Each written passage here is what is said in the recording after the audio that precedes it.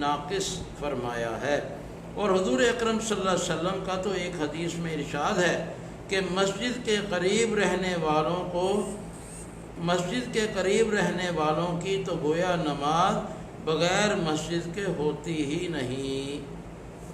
اب یہاں پر ایک بڑا مسئلہ جو آج کل مارکۃ العارہ ہے، یہ مساجد میں نماز پڑھنا کیا ضروری ہے؟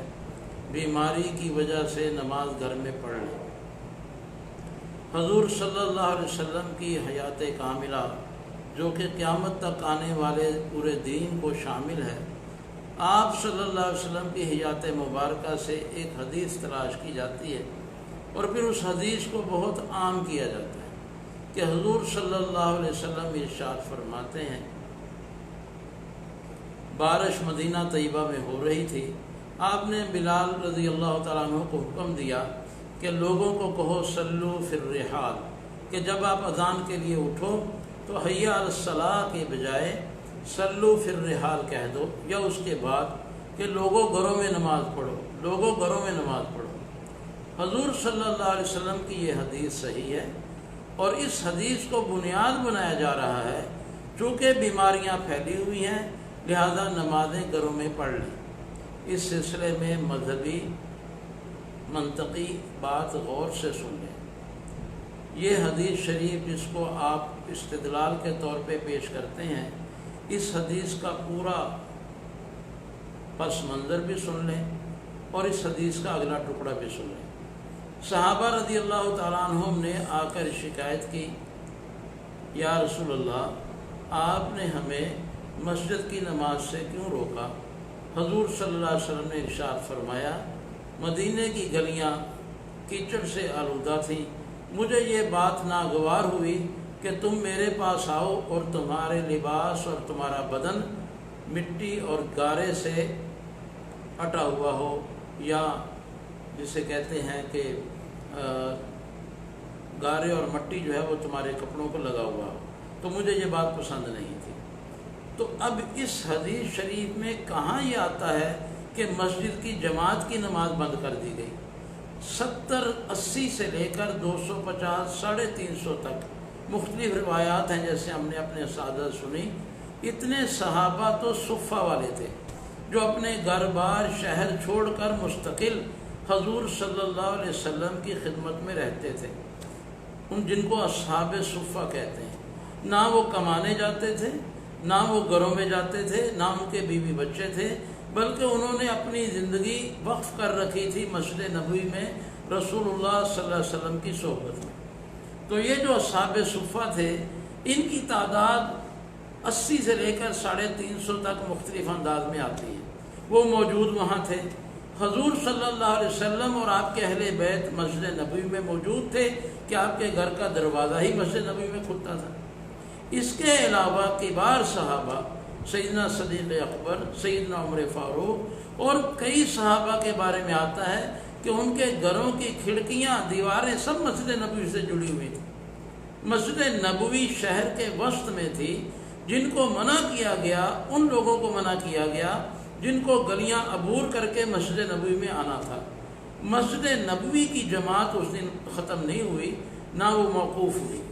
اور ایک فقہی مسئلہ سمجھیں کہ ایک ہے نماز جو کہ ہر مسلمان پہ فرض بھی ہے اور بعض جماعت بعضوں کے نزدیک واجب، ورنہ کم از کم سنت موقدہ ہے۔ اس کو کسی عذر کی وجہ سے چھوڑنا جائز ہے، جائز ہو سکتا ہے۔ سفر میں نماز بعض جماعت چھوڑ دینا جائز ہے۔ بیماری کی حالت میں نماز گھر میں پڑھنا جائز ہے۔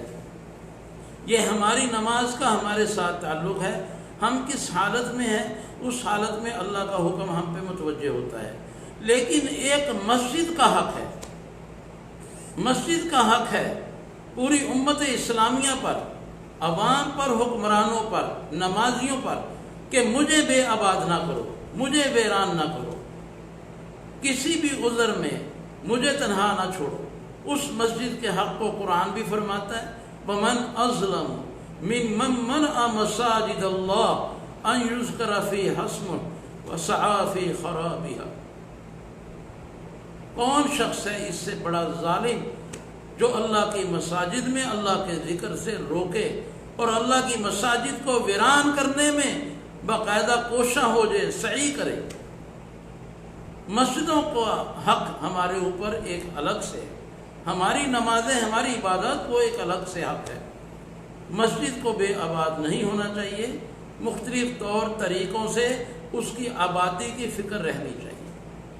واقعہ ہررہ تاریخ اسلام میں بہت بڑا واقعہ ہے، اس میں اہل مدینہ پہ بڑا ظلم ہوا۔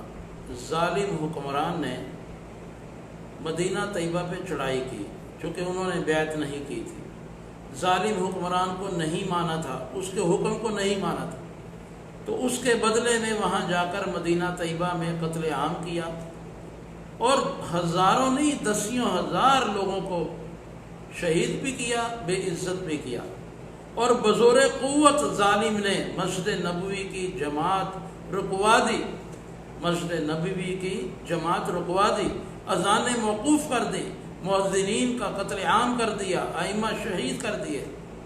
اس وقت ایک بزرگ شخصیت تابعی حضرت سید ابن المسیب رحمۃ اللہ علیہ رضی اللہ تعالیٰ، اگر میں نام میں غلطی نہیں کرتا انشاءاللہ غالب ہی، وہ ایک بڑھاپے کی عمر میں تھے، ان کو بھی آ کر مسجد نبی میں پکڑا، لیکن کسی نے چھوڑ دیا، کہ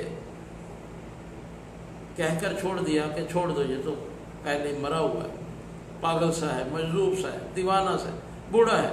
مدینے والوں نے کہا یار اس کو چھوڑ دو، یہ کیا کہتا ہے؟ وہ فرماتے ہیں کہ جتنے دن مسجد نبوی میں اذان نہیں ہوئی، جتنے دن مسجد نبوی میں جماعت نہیں ہوئی، میں ریاض الجنہ میں بیٹھا حضور صلی اللہ علیہ وسلم کی قبر اطہر سے اذان اور اقامت کی آوازیں سنتا رہا، اور اس اقامت کے ساتھ میں بھی با جماعت نماز ادا کرتا رہا۔